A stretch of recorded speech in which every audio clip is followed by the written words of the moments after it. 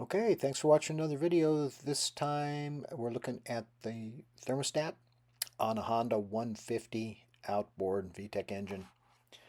Had some issues with a little bit of overheating. The alarm went off, and so I had to inspect it, and I'll show you what's going on, how we fixed it.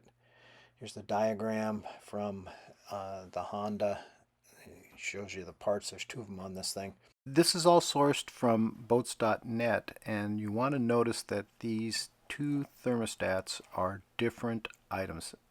They have different temperature thresholds and specific in which location they're supposed to be in. You can see there's some blue marker on this to indicate where it's going to go back. There's really no other way of seeing it easily. Get that cowling off, and they're located conveniently right on top of the motor. 10mm socket takes those bolts up for you so that you can expose the thermostats. Honda recommends that you change these thermostats out every 100 hours of operation or every 2 years, maybe even shorter if it's salt water. You can see I've got a little bit of a leakage there. I probably should have changed the gasket last time I looked at this thing. And you can see the mineral buildup that happened just from that, so you can imagine. There they are. Now, when I looked at this out in the field, I saw a bunch of these flakes. They're a mineral deposit that's formed a hard little shell flaking that's happening somewhere inside the motor, and it's coming up into the thermostat, and it's causing the thermostat to stick open on the one case and not open on the other. So, and that was part of my alarms going off too. You can get some deposits on those. You can see those two sensors up there. That would be what would trigger the alarm.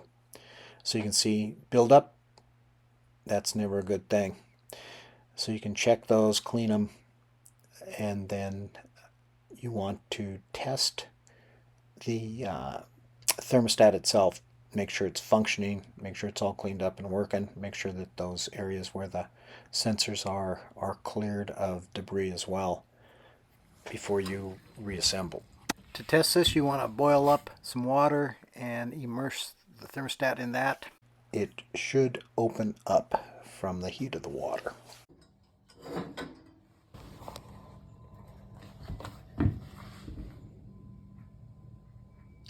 Like magic, it opens. That's what you want to see.